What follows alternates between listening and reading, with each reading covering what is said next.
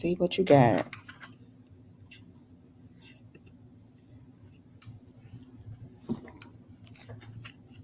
If you can. Let's see.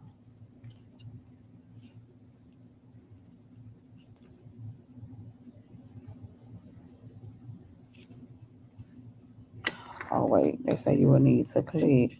Let me say.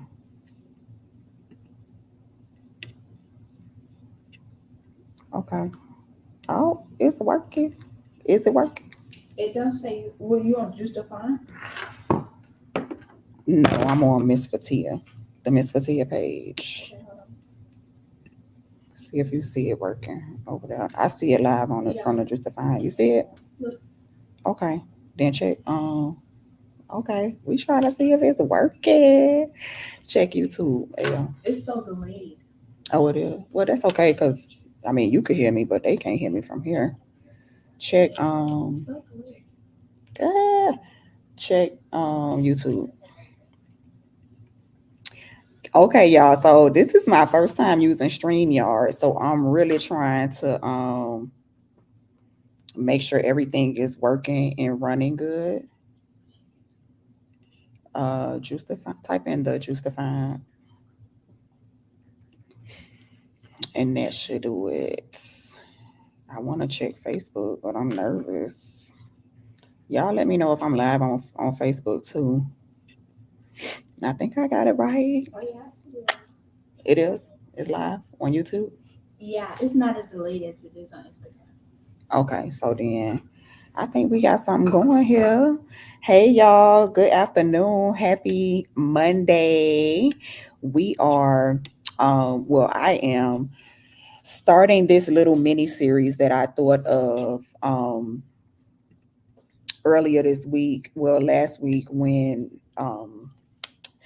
Black Maternal Health Week started, and I was thinking of ways that I could, just kind of tap back into the advocacy scene and um and get started back with the things that we were doing years and years ago. So if you've been following me for a long time, then you already know that I have been an advocate for the preeclampsia movement for a very long time. And so I wanted to kind of pick back up a little bit and kind of get my feet wet in the space again, so that I could, absolutely just start back sharing stories of moms who have experienced maybe complicated childbirths, maybe not, maybe some other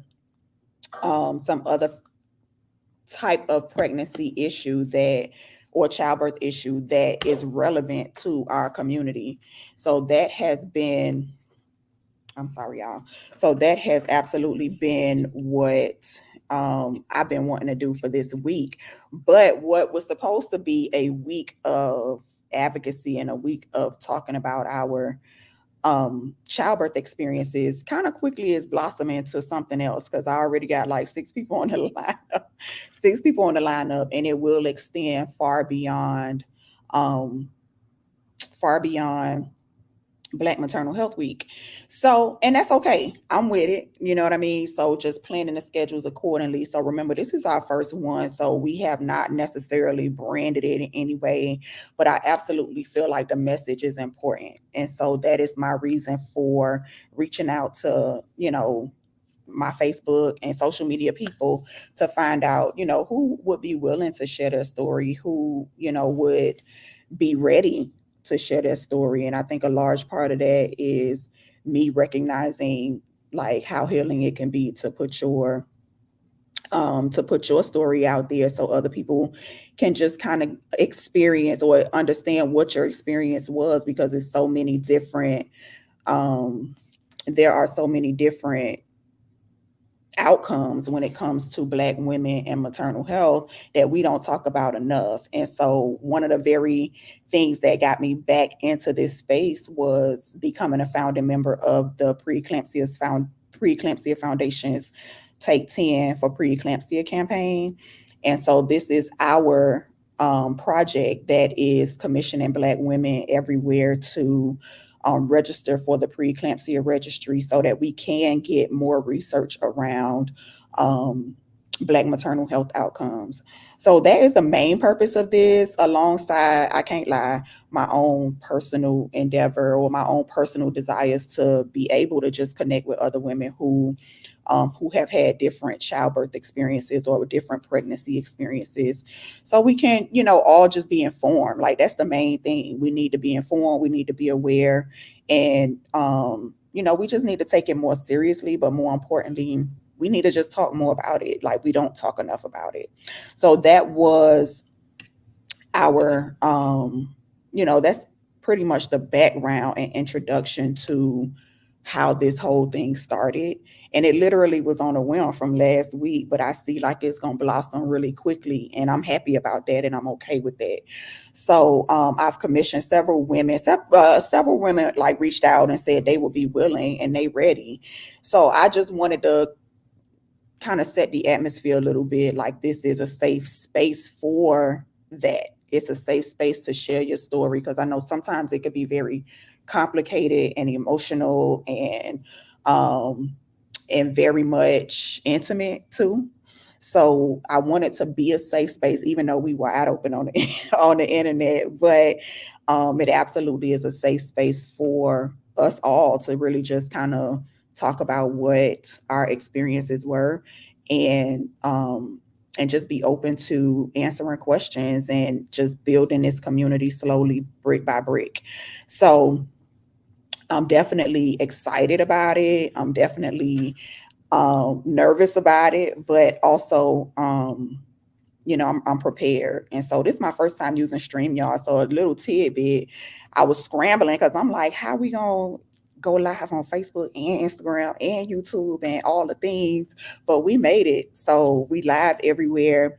I got Aya acting as my moderator today. So she went ahead and tagged the link of um, the Take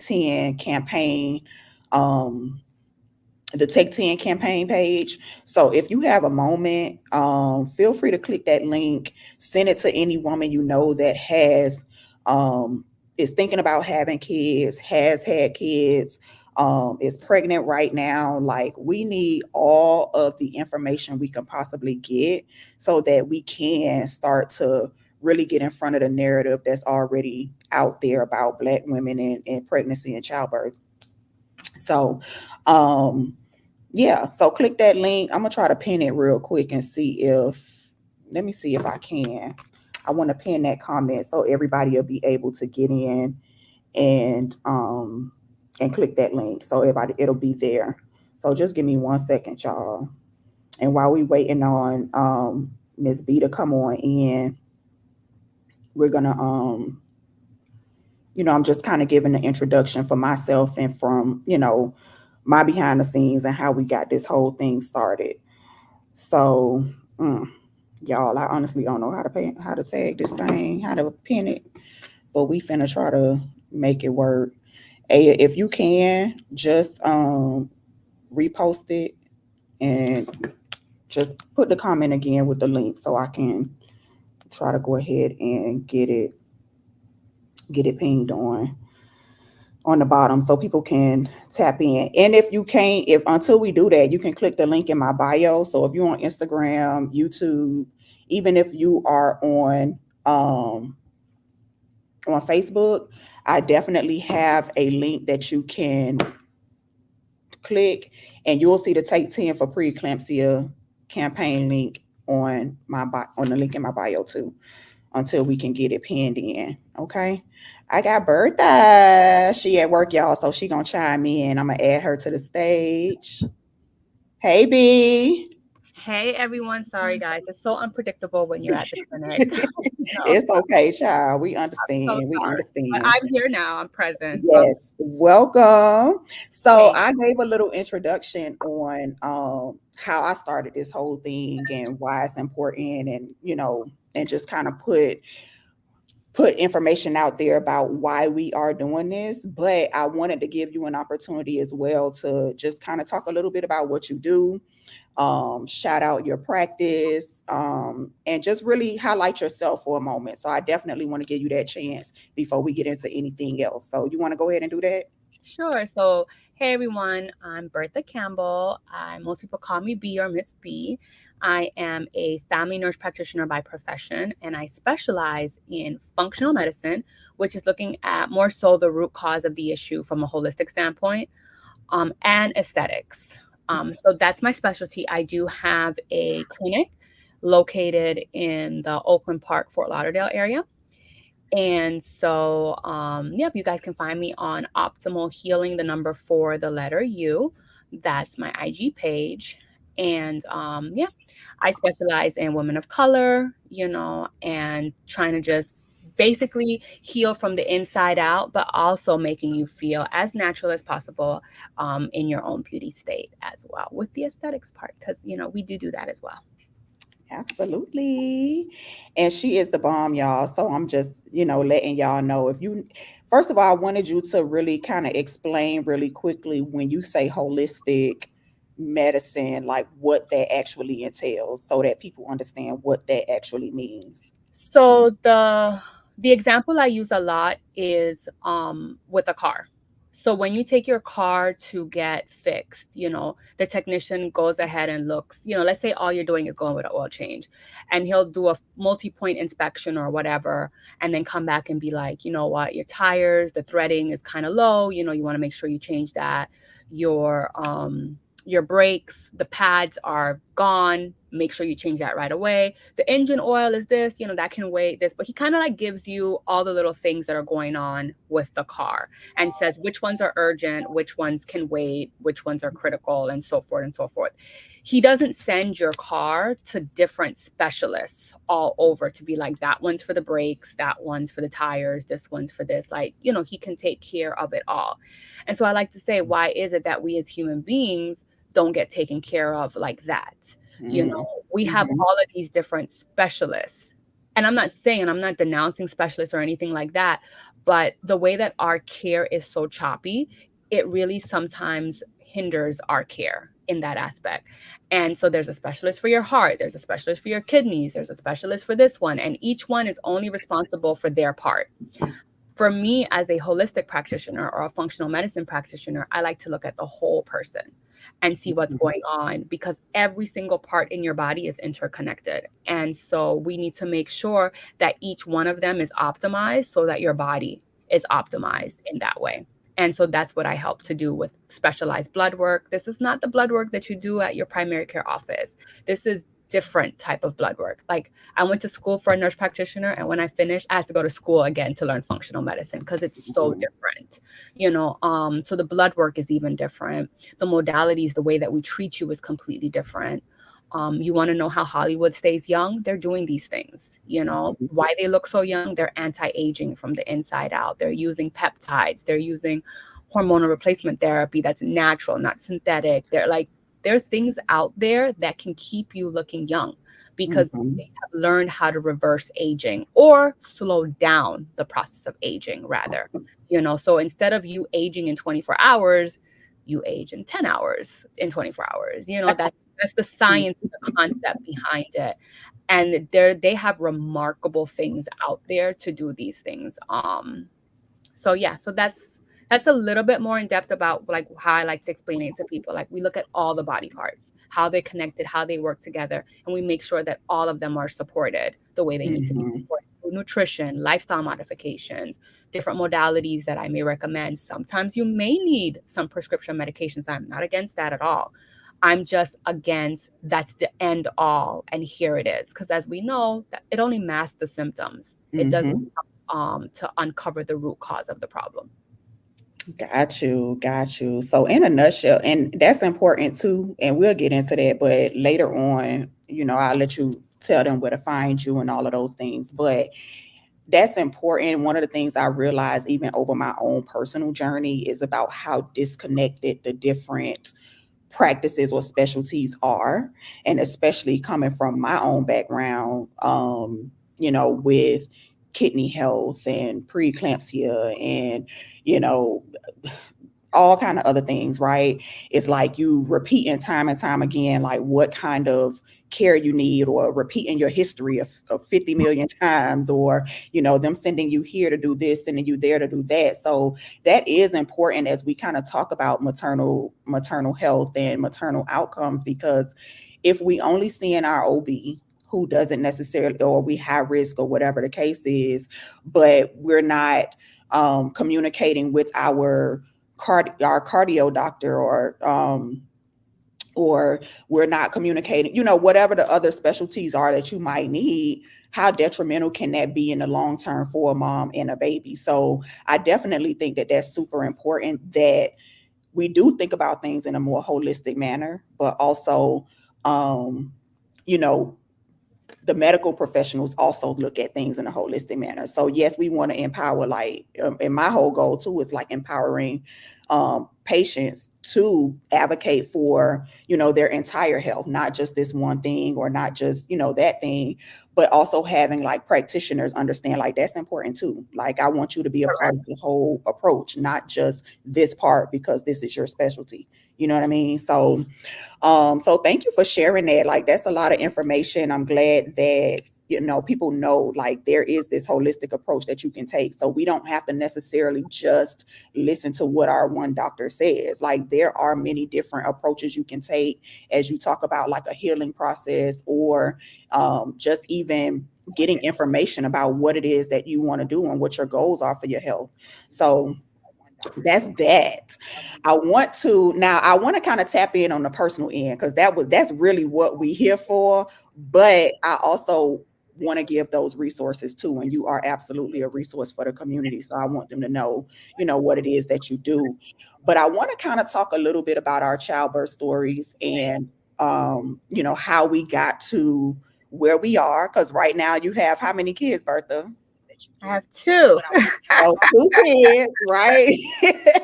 And so we can't go, we can't finish this session without talking about your experiences with childbirth. Because sometimes, and we understand, like, with every child, the pregnancy and the childbirth process is very different. And so I want to kind of talk about that a little bit. But the first thing I want to talk about is, like, what was your experience growing up and hearing stories about motherhood, pregnancy, childbirth? Because one of the things that I am, like, I've been through this, but one of the things that I really want to highlight is that what was our expectations of these things growing up? Because I know for me and my family, like, it really wasn't talked about. Like, nobody really I was talked about about to say it. that. See, you put me on the spot. It's not talked about. Like, I didn't know nothing about this. Exactly. It's like a person just pop up pregnant. You had a baby shower, they had the baby, and that's it. Like, we didn't really hone in on what was my grandmother's experience, what was my mom's experience, what was my aunt's, like, we just didn't talk about it as a community. So that's one of the things I want to start with. Like, what was your experience growing up? Just kind of hearing stories about it. So, like you, I didn't really hear stories about childbirth. I remember I started to get a little bit curious about my own, like, where was I born, and that. And so I was born in Nicaragua, and so my mom, I believe, gave birth to me in the house. Yes. Mm. So in Nicaragua, things are just a little bit different. At least back then, it was. And it was more common for women to have childbirth in their home by midwives, or Mhm. people. So that was the extent of it. I didn't think to ask any more questions. I didn't think to dig deep. And also, the whole awareness of Black maternal deaths and all of that, social media was not around Mhm. for us. So that was not something that we knew about. We didn't know when a mother died because of this or negligence, or that was nothing at all of my knowledge. I didn't know any of that stuff. It was not talked about. There was no awareness of it. So as far as I knew, got pregnant, Yeah. had the baby shower, had the baby, like, I didn't even think of complications. Yeah. Yeah. What about, like, did your mom ever share with you like her experience having you, aside from like having you at home with a midwife? Did Nope. she No, ever mention like what her pregnancy was like if she had no, morning sickness, none of that stuff nothing, either? Yeah. nothing. The only time that it was mentioned was when there was a complication with me. Yeah.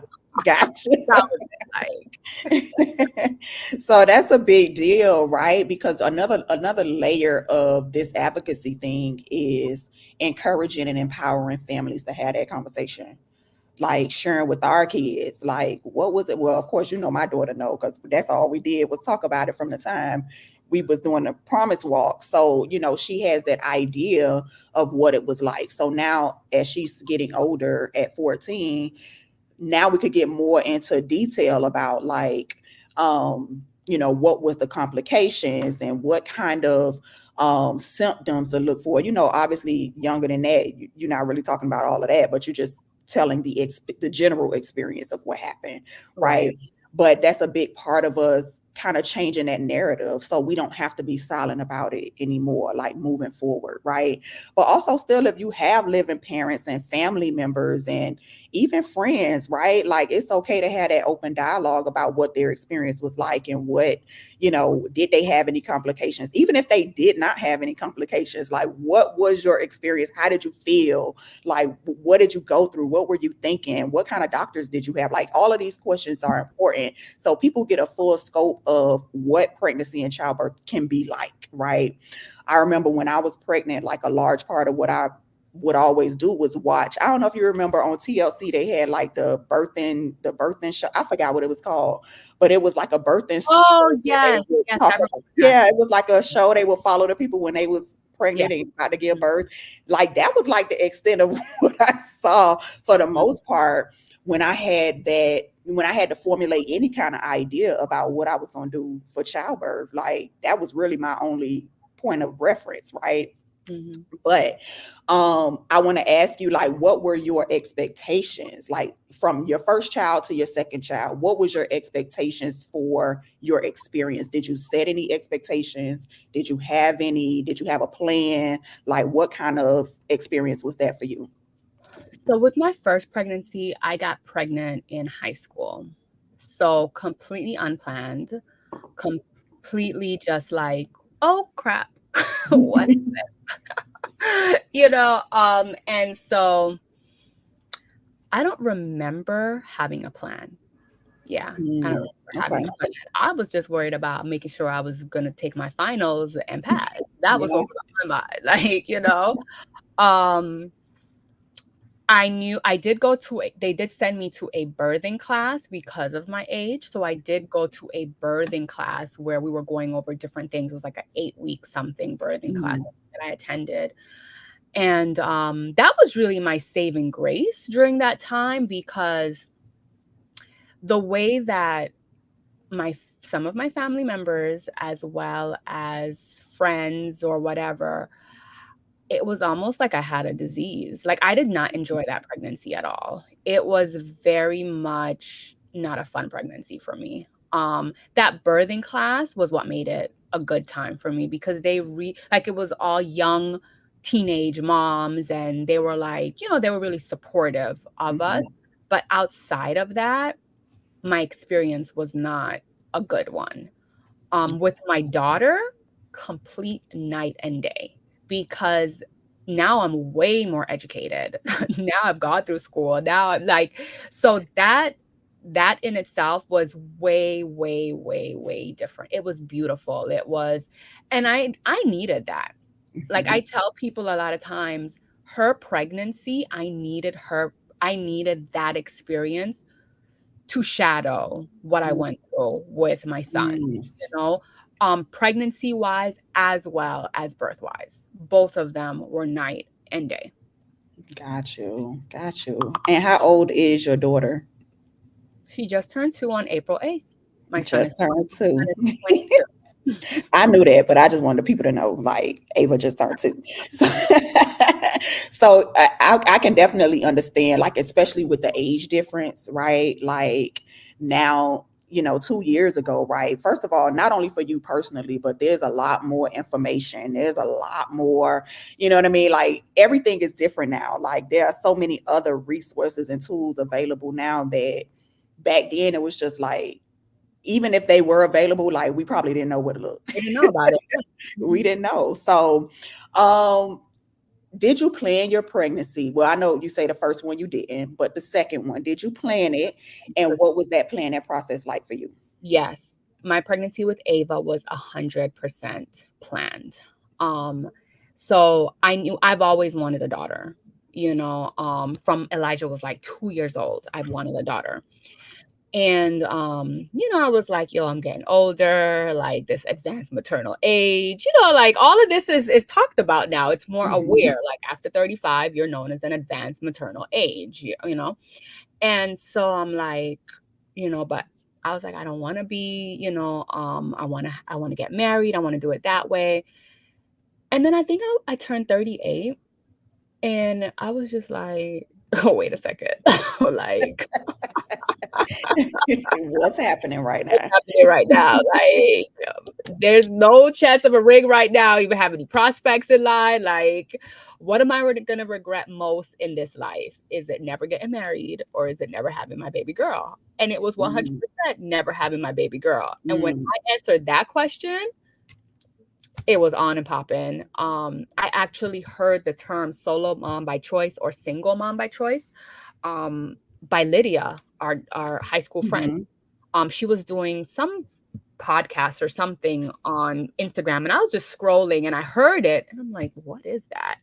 And it just resonated with me when she said it. So I started researching and that was it. The floodgates opened. I was like, I'm doing this. This is what I'm doing. Yes. Exactly what I'm doing. My 39th birthday is not coming without me getting pregnant. Like I have to be pregnant by 39. And so I took the thing about it is prior to that, I had been working on my health, my hormones, because I knew I wanted to have a baby. Like when Right. I met somebody, it was like, yo, it's time. Let's go. Like Yeah. that's just how it was going to happen. So I was already prepared, my body, my hormones, everything. So I was already in this state of mind of like baby making, Mhm. body, hormones, everything needs to be optimized. I went through that journey. So I was Mm. already there. And so I was like, okay, I'm getting myself prepared, ready. So then when I was like, now I'm going to be a solo mom by choice, it was like, all right, time to find a donor, time to this. And I started researching. And from the time I made the decision, it took 2 months and I got pregnant. Wow. Two Yeah, months. 2 months. Well, that's the, I mean, 2 months lead time is definitely still good, especially if you already was in preparation prior to then. Yeah. I want to just real quick talk about because that planning process, right? Because that was the whole question about planning the pregnancy. I heard you talk about like hormones, like getting your hormones ready. Like, what was that process like? What exactly were you doing? So there's this test called the Dutch test, dried urine testing for hormone comprehensiveness. And it's a specialized functional medicine test. It's not something that you're going to find at your gynecologist's office or anything like that. This is strictly functional medicine providers that do this. And so it's very, very comprehensive. And I did the cycle mapping. And Mm. so that means that I was peeing on a little thing for like 30 days because they want to look at my whole entire month cycle of what's going on Mm. with every single hormone in my body, all my reproductive Wow. hormones, cortisol levels, my estrogen levels, my progesterone at any given day. When do they drop? When do they rise? When do they, and it comes back with this like 45-page report, and so I was working with somebody that specializes in hormones because I didn't want to be my own provider. Like I'm biased. So I went through that process, got somebody that I knew was really good at this, and I worked with her for about 6 months. We did several different testing. That was just one of them. We looked at my Mm. micronutrients, how my different levels of my vitamins, antioxidants, things in my body were doing. We looked at my stress factors. I have anxiety, and just how all of these different things correlate and play. And my nutrition, which was super important, like how to fix my gut. We were looking at that because I Mm. did a gut testing, which uses your stool, and different times of the day that you're collecting stool. So they're looking, are there any kind of microbes in your body? How's your gut microbiome doing? So it's all of those factors. So when I say functional medicine test is very different, they're very, very different. Mm. And so we did all of those. I worked with her for about a full year, just getting all of that together. Supplements taken, what do I need to take? What am I lacking? What do I need to eat? What do Mm. I stay away from? It was all of that. That's I like you that's informative because oftentimes you'll see, especially when it pertains to black women and women of color as well, but we always, every time, even when you just go to a traditional provider, like there's always a deficiency. Like almost always, like whether it's iron or vitamin D or like it's always something, right? And that's something that we hear a lot of times, that oftentimes you'll see like black women are deficient in, like, mainly those two things is what I hear most commonly: iron and vitamin D, right? Which has the potential to affect a pregnancy or if you planning for birth. So I definitely want to highlight that, for anybody that's watching. If you are concerned about your hormonal levels and you're trying to get pregnant or you're planning for pregnancy in the future, like look into, and I'm gonna have B give her information as we start to wrap up, but you want to definitely look into that because these are a lot of tests, like she said, your traditional provider will not provide. So, or maybe even insurance won't pay for. So you want to, if this is something that you are working to do and you're planning, make this a part of your planning process. Like sometimes it's not only just about, tracking your ovulation and, all of those things. Like sometimes it really goes deeper than that. And that's a lot of times what we don't know because the traditional providers won't tell us that, right? Sure, they'll tell you what you're deficient in, but, how do we correct that? How do we set ourselves up for success when we're planning births and planning like such a vulnerable time like that? So, um, I want to ask you, like, if you knew then, either pregnancy, if you knew then what you know now, would you do anything different? So with Elijah, I would do everything different. Hmm. Everything different because I really was not informed at all. I thought I knew a couple things, but I did not know. I did not know a lot going in there. With him, I really could have been that mother that died. Like that could have definitely been my story with Elijah. With Ava, I wouldn't change anything. The only thing that I would change with Ava is my pregnancy. I had pregnancy depression. And Mm, that was something that I was just not really even like in tuned with. I'm like, when I was in school, we talked about postpartum depression, like what is oh, this pregnancy depression thing? yeah, And then like I'm trying to get all this help and nobody touches pregnant women. Everything is like if you're pregnant, if you're, like yeah, not, there is nothing for you when the resources are lacking in the community for depression while you're pregnant. And I almost got taken over. That literally almost took my business down, like because I was non-functioning. I was in a dark place. I was like, I had no idea what was going on with me. I was literally like that was what was the worst part of the pregnancy. I did have low blood sugar at times. I did have the nausea. I couldn't eat anything. It was a very, very this, but the depression made all of those other symptoms unbearable because the depression wow, just like had me in this dark, dark, dark, dark, dark place. And I yeah, felt like there was no help for me. mm-hmm. Like I just had to suffer through it. So that Hmm. was what I would change. And just I was like, man, I gotta find like something in my heart goes out to women that suffer with depression during their pregnant because there really is no resources for you.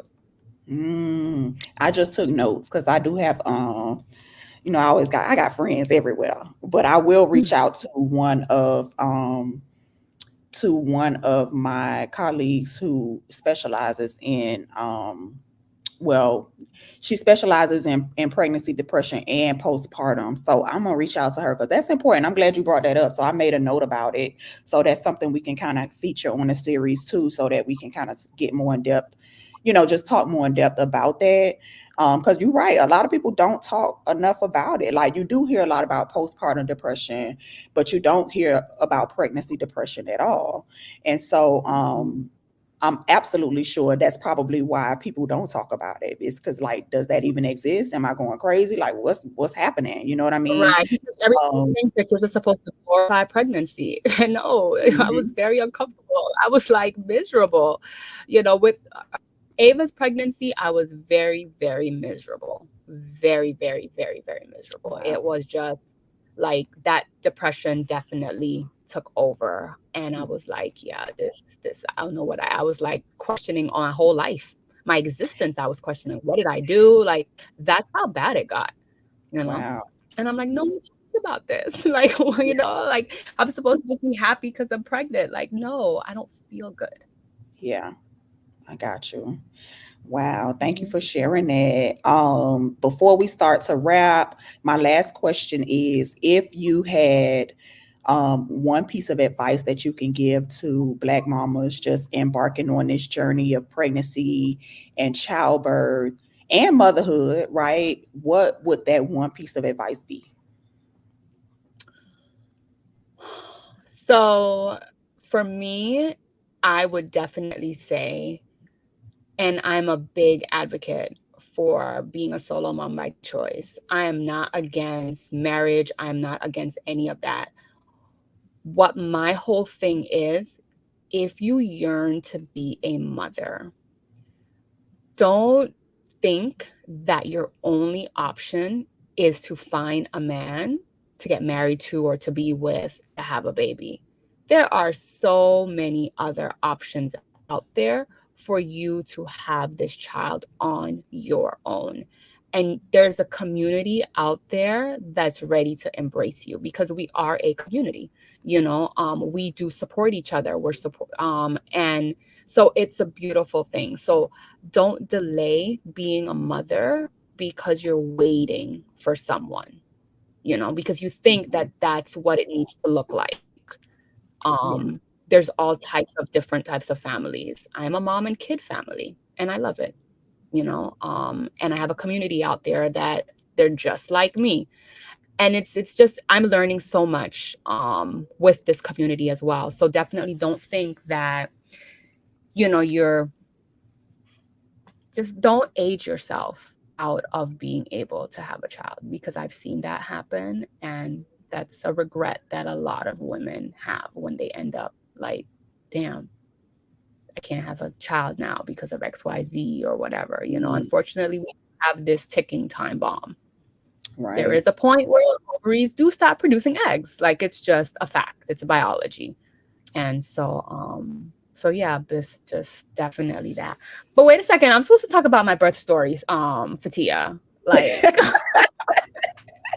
No, you could go ahead and share. No, absolutely. You could go ahead and share. Like, I want you to be able to. So go ahead.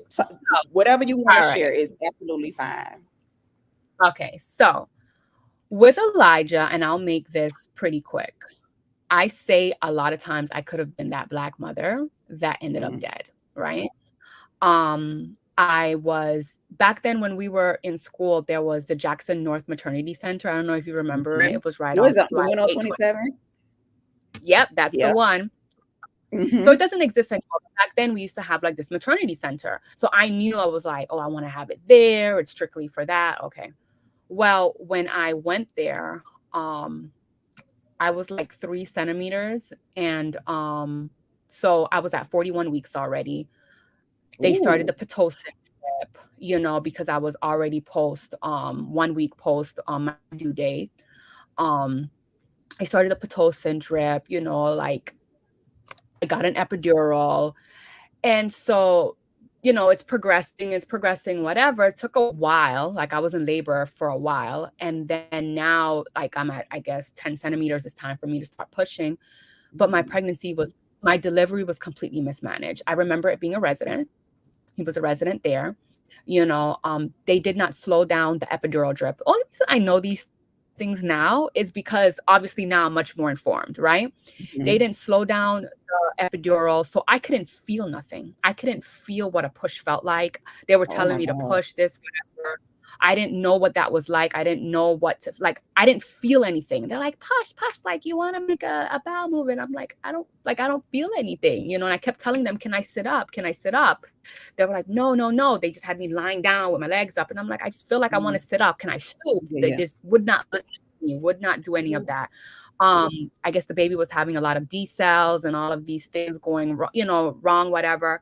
I guess his heart rate started to go down. So the doctor ended up using a forceps and pulled Elijah out, So he was pulled out with a forceps, came out as the blue baby. He ended up aspirating. He needed to stay in the NICU, get antibiotics. They did an episiotomy on me. So he cut me. So I was super uncomfortable. So it was just completely mismanaged. And I was pushing for a total of 3 hours, which was a long time for someone to push. I was exhausted from being in labor, like the whole night and like some of the day before. Now you want me to like put, you didn't give me any food. I didn't eat, so all of that is going on. So that was the birth story of Elijah. And he also had shoulder dystocia, because he was 8 pounds, 10 ounces. So basically when his shoulder, he was a big baby. So coming out of the birth canal, it's almost like not that it breaks, but it shifts. It's like, something with his shoulder. Having that, he had atelectasis, which was where he aspirated fluid. And I also had very low, I had low fluids. And so it hurt because I had low amount of fluid in my uterus, my placenta, whatever. It was just low fluid. And so all of those factors, it was a dry birth is what I remember my family calling it. That's like an old term, I think. Like, it was a dry birth. The fluid was low and the shoulder dystocia. So it was just all these things. He had forceps. When I tell people he was pulled out with forceps, they were like, what? I know my face was like, yeah, because that's something that they don't even really use that, but it was, it happened with me because they were about to take me in to cut me. And I guess him being a resident was really trying to avoid that. So he just went for the forceps and just pulled him out, So that was that. So it was a very traumatic birth for me. Very, very traumatic. It was something that I was just like, So now when I got pregnant with Ava, now I have like, Katrivia is my midwife, and she's definitely an advocate for healthy births and making sure that you have the birth that you want, right? We have a doula. On too. She gonna get on the show too. Now I have a doula, now I'm very aware. Now I am like, and then I'm also manifesting a pain-free birth because I had the trauma. So that was just my thing. There's this book called Supernatural Childbirth, and I recommend if you are pregnant, if you are planning to get pregnant, like make this book a part of your repertoire. I downloaded it as an Audible. Supernatural Childbirth. Yes. Okay. I downloaded it on my Audible, and this was what I listened to. Like the last 2 months of my pregnancy, that's all I was listening to.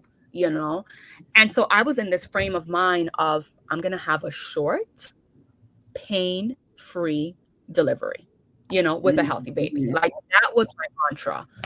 And I listened to this book. That was it. I listened to this book. That was it. There was with no medications. I was going to have a pain-free birth with no medications, short, and that's exactly what I ended up having, was exactly that. I remember, I think I was like, I can't remember how many weeks, 38 weeks or something like that. Yeah. Went in, because at this point you're going in every week, And so Patricia knows I'm over this. Like, I'm ready to just, because of all the stuff I was going through, I'm ready. So, she does a little magic trick, whatever things that she does, and she puts me on the monitor. At this point in time, I had already done like a prenatal massage. I went to the chiropractor. I was doing all the things. I even had someone come to my house or like do these kind of exercises. I had done all of that stuff because I'm like, I'm ready. Like, I'm ready. And so she puts me on the monitor, and I'm having contractions. I don't feel these contractions at all. You didn't feel them at all? And I'm having them every 2 minutes. Every 2 minutes. Wow. And I'm about 8 centimeters at this point. So she's like, "You ready to have a baby?" I'm like, "Absolutely." So she's like, "All right, go to the hospital. I'll meet you there." So I tell my mom, I go pick up my mom. I drive there because I'm literally not feeling this. So I'm not feeling no contractions. That's I wild. get to, I get to the hospital.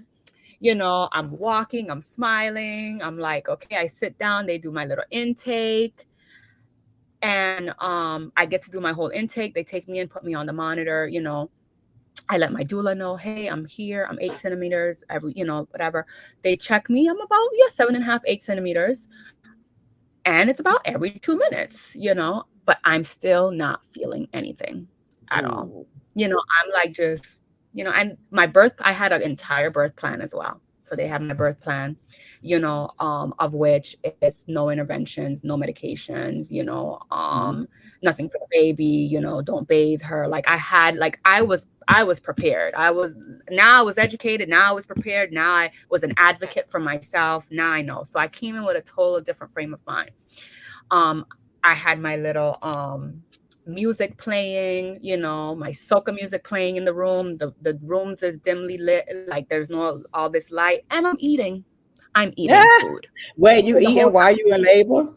Oh, absolutely. I ate the whole time that I was there. Because what a lot of people don't understand is that you need energy to push. This whole thing of Mm. not eating, I don't agree with that because food is what gives us the calories, is what helps us expend our energy. Mhm. And so I ate. I didn't eat heavy meal, but I had Right. fruits. I had, things that would keep Yeah. me like, okay. So yeah, I was eating, drank apple juice, had my fruits, had little things, whatever. So I felt really, really good. I had essential oil, I had a pitcher, like everything was set up in that room for like my perfect delivery. And I Mhm. had the ball, I had all these things. So one time Katrivia came, and that she had me doing different exercises to like move the baby along. And Ava did great as well. Ava had no D cells, nothing. Like she progressed nicely. She went ahead and popped me with the to get my water broke. She broke the water, Mhm. and after that, we're progressing nicely. Still the pain has not gotten to the point where it's, anything like that. I would Mhm. say that, okay, I'm starting to feel something now. I'm starting to feel something as it's getting more whatever. But it was never ever something that I would say was intolerable. I probably felt pain for an hour of my of Wow. my my labor. Yeah, 1 hour is when I was in active labor. And then when it was time to deliver her, 3 pushes. By the way, I had no IV. There was no Mhm. medication, no nothing, exactly how I wanted it. Not even IV fluids going in me, Wow. like 3 pushes and she came right out. So Wow. it was my supernatural childbirth. It was what I needed to like undo. And I felt what a push was. I'm like, oh, I Yeah. feel her. Yeah. And I was like, yeah, I don't want to get cut because I had the episiotomy. No Mm. episiotomy. Everything was intact Mm. afterward. Like, I felt the ring of fire. I didn't feel none of this with Elijah. None of this. So I Wow. actually felt what it was to have childbirth because that I didn't feel any of those things. The epidural had me super numb with Elijah. So it was like the perfect, perfect, perfect experience. So I had That's one beautiful. traumatic and one that was just completely, completely beautiful. And so I say to anybody, you absolutely can have your birth story your way. Mm. We're much more educated now. There's things that you can do. Mindset, even me getting pregnant when obviously mine was done in a different way, like I syringe up there, whatever. I'm listening to like something on YouTube where my womb is open, and I got pregnant right Mhm. then and there, like after not even knowing what my status would be. Am I fertile? Am I this? So all of those things, it's like this right here, preparation, your mind. This is very powerful. Our mind and our tongue. And Mhm. I don't think we utilize that enough. as people, as human beings, Mhm. you know. And so I would say to anybody, this right here is super powerful. I just watched this movie last night called Breakthrough. I don't know if you ever Mhm. watched it. What Breakthrough. is it about? No. So this mom, her son ended up falling through ice, and he was basically non-responsive, without oxygen, without air. And we're talking about underneath ice, like, you know, when you Right, fall right. through ice, right? Mhm. Like in a lake or Probably in the something. water for Like, about 20 minutes, um, about 45 minutes total without oxygen, whatever. So when she comes to the ER, the doctor's basically like, go in there, take all the time you need, you know? And she's a woman of faith. And so mhm. she just started praying and was like, God, just Holy Spirit, come and wake this child up, you know? And Mhm. shortly after that, his heart just started again. And to this Wow. day, the doctors or nobody cannot explain this except as a miracle. And it was a true story, you know? And he had no deficits. You would think after being without oxygen for that Mhm. long, they were talking about how neurologically he's not going to be perfectly fine, you know? Wow. And so I say that to say our tongue, the power of our tongue, the power of Mhm. manifestation, those things are important. Being in a So good place, not having negativity. And when I say negativity, I also mean like you not harboring ill feelings for someone else, you know, mhm. like Yeah. forgive. That's important. And a lot of us don't know that disease starts that way as Mhm. well. When we have pent up Mhm. resentment and anger for people in our family or friends or whatever, and we don't make peace with that, your Mhm. bodies are suffering, your kidneys, your liver, all of those things suffer Yeah. because of that. So I was really in a good place. I went through therapy as well to deal with my own past trauma before I had Ava, because I Mhm. was like, I want to make sure I'm in a good place mentally as well. I did EMDR therapy. I recommend that to anybody that has ever dealt with trauma as like a Mhm. young person. That changed my whole life. My whole entire life changed with EMDR therapy. So when I say I was a completely different person mentally, physically, spiritually, like all the ways, all the ways. So I really prepped myself and I got what I wanted. That's powerful. And that also speaks to the power in planning, right? Because um, if we have the audacity, if you will, to like plan our, what our experience should be like, or what we want it to be like, or what we hope for it to be like, then we can be better prepared for what happens and what could potentially transpire moving forward. But I think even just the foundation of all of that is being able to access the knowledge of what it can take and what it looks like. So just to hear you say how you planned, what kind of things you did, because a lot of times people will say, you know, holistic, or they'll say like, a lot of these buzzwords, right? But they don't know what that actually entails. So when we're talking about like mind, body, spirit, like it literally is all of those All the things together, all those things, right?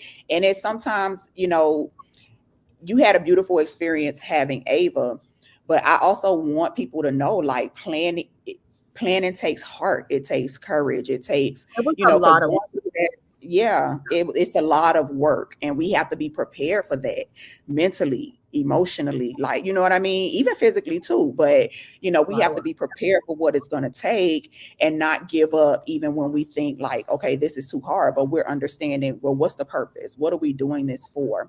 You know what I mean? See you later, Aya. I'll call you.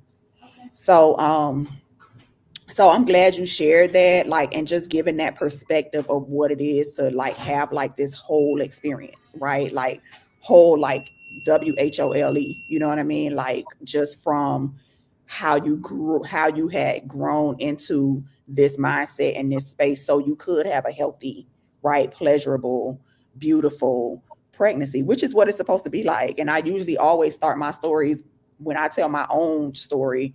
I always usually start by like, I had like this beautiful utopia planned in my mind, you know what I mean? And you had that. So that is definitely commendable. And I'm so glad that you kind of shared that experience with everybody. I'm glad that this is the first one that we had, right? We had we let you draw from two experiences or your two different childbirths, and we could see how very different it is. Like without even talking to multiple people, you could just see from one person how these two experiences were vastly different. So that is like pretty much that is the motivation for this whole series, is for us to share, all of these different experiences across the spectrum so that people have an idea of, what does childbirth look like for us in our community? What does it look like? What does it feel like? What did we actually have to deal with? Right. So I appreciate you sharing, and just being open about it, because again, like, a lot of times it's a very intimate experience too. Whether it was traumatic or not, it's intimate, and Correct. so Correct. sometimes it can be hard. But I'm glad that you were, so courageous enough to speak on all the facets of what you experienced and just sharing it with everybody, because that is exactly what this is about. So with that being said, I want you to tell the folks where they can find you, and I'll also update all of the captions and everything so people can just click links. I know people like easy, but if you can just share where they can find you, so that people can reach out to you if they have any questions about planning for future pregnancies. Absolutely. So I can always be reached.